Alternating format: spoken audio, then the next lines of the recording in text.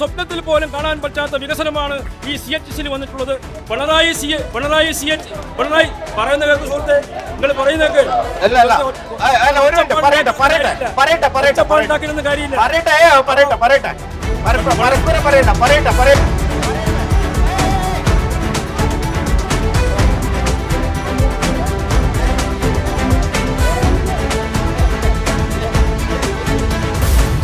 അബ്ദുൾ റഷീദ് എന്ന UDFന്റെ സ്ഥാനാർത്ഥി ഇപ്പൊ ഏത് മണ്ഡലക്കാരനാണെന്ന് പറഞ്ഞാൽ മതി. ജനങ്ങൾ കേൾക്കട്ടെ, ജനങ്ങൾ കേൾക്കട്ടെ.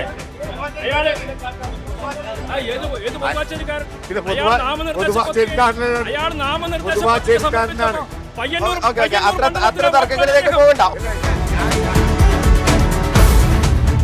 SNC ലവ്ലിൻ കേസ് എന്ന് പറയുന്ന കേസ് 376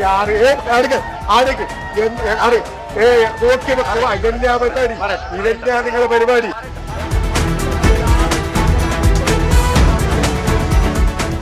കേരളത്തിലെ ഏറ്റവും ശ്രദ്ധേയമായ സ്റ്റാർ മണ്ഡലത്തിലൊന്നിലാണ് ഇന്ന് കണ്ണൂർ വിഷൻ പടയൊരുക്കമുള്ളത്. മുഖ്യമന്ത്രിയെ സംഭാവന ചെയ്ത മണ്ഡലം ധർമ്മടം മണ്ഡലം ഇന്ന് കണ്ണൂരിൽ മാത്രമല്ല കേരളത്തിലാകെ ചർച്ചാ വിഷയമാണ്. ചങ്ങാതി, ഉമ്മൻചാണ്ടിയുടെ അവസാന കാലത്ത് ഇലക്ഷൻ പ്രഖ്യാപിക്കാൻ പോകുന്ന കാലത്താണ് ആ പറഞ്ഞ ഡ്രോൺ ഇറക്കിയിട്ട് ഉദ്ഘാടനം നിർവഹിച്ചത്. ആ വിമാനത്താവളവും ഇപ്പോഴത്തെ വിമാനത്താവളവും നിങ്ങൾ കാണുന്നുണ്ടല്ലോ. അപ്പോൾ എന്തുമാത്രം മാറ്റം ഈ വിമാനത്താവളത്തിന് വന്നിട്ടുണ്ട് എന്നുള്ളതും അതിന്റെ ഉത്തരവാദി ഇടതുപക്ഷ ജനാധിപത്യ മുന്നണി സർക്കാരാണ് എന്നുള്ളത് നിങ്ങൾ അംഗീകരിക്കണം. മാറ്റം ഉണ്ടായിട്ടില്ലേ? റൺവേയുടെ വീതി കൂടിയോ, റൺവേയുടെ നീളം കൂടിയോ ഇല്ലെന്നുള്ള പ്രശ്നം. ആ വിമാനത്താവളമായോ? ഇത് മുഖ്യമന്ത്രിയുടെ മണ്ഡലല്ലേ?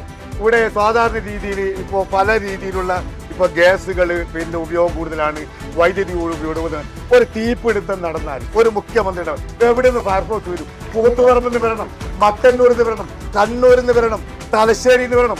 ഇവിടെ ഇത്രയും ഒരു മുഖ്യമന്ത്രി 10 കൊല്ലായിട്ട് ഒരു മുഖ്യമന്ത്രിയാണ്. ഒരു ഫയർ സ്റ്റേഷൻ ഇല്ല. നിങ്ങൾ പറയുന്നത് എന്ത് വികസനം? ഈ 10 വർഷമായിട്ട് നമ്മുടെ നിയോജക മണ്ഡലത്തിൻ്റെ MLA ആയിട്ടും കേരളത്തിൻ്റെ മുഖ്യമന്ത്രിയായിട്ടും ബ്ലോക്ക് പഞ്ചായത്തും ജില്ലാ പഞ്ചായത്തും സകല മേഖലയും ഭരിക്കുന്ന ഒരു പാർട്ടി നടത്തുന്ന ഒരു സംവിധാനം. ആ സംവിധാനത്തിൽ സാധാരണക്കാരായ ആളുകളുടെ ജീവൽ പ്രശ്നങ്ങൾക്ക് പരിഹാരം കണ്ടെത്തുന്നതിൽ, ഉദാഹരണത്തിന് കൊടുവള്ളി മുതൽ നമ്മുടെ എയർപോർട്ട് റോഡിൻ്റെ അവസ്ഥ, ആ ഭൂമി ഏറ്റെടുക്കുന്നത് സംബന്ധിച്ച് ഒരു വ്യക്തത വരണ്ടേ? അവിടെ ഇന്ന് വരെ കുറ്റിയടിച്ച് വെച്ചിട്ടുണ്ട്. ആ ഭൂമി ഏറ്റെടുക്കുന്നത്, അല്ലെങ്കിൽ ആ സ്ഥലം പോകുന്ന ആളുകൾക്ക് നഷ്ടപരിഹാരം കൊടുക്കില്ല. ഇന്നൊരു ലോൺ എടുക്കണമെങ്കിൽ അവർക്ക് ഒരു വീട്ടിൽ കല്യാണം നടക്കുന്നുണ്ടെങ്കിൽ അതിനുള്ള ഒരു സംവിധാനം വേണ്ടേ? അവർക്ക് അതില്ല.